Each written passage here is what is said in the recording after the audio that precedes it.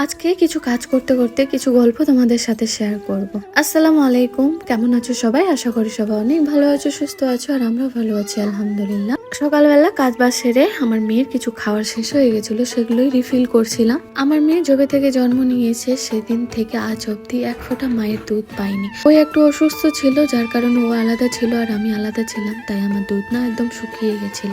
অনেক কিছু ট্রাই করেছিলাম, ডাক্তার দেখিয়েছিলাম, কিন্তু তারপরেও কিছু হয়নি। তাই ওকে বাধ্যতামূলক না ফর্মুলা মিল্ক দিতে হতো।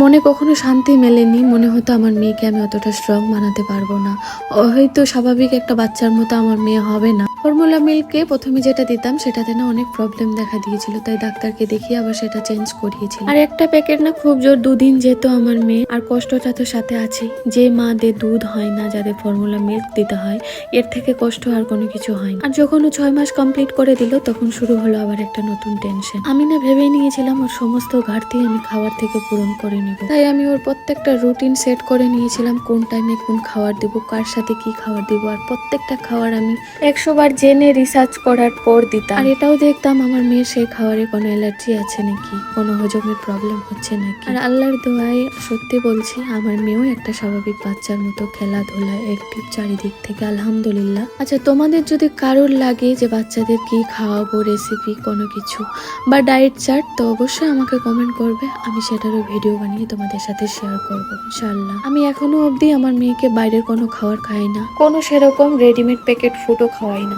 আচ্ছা বাই, আজকে আসি।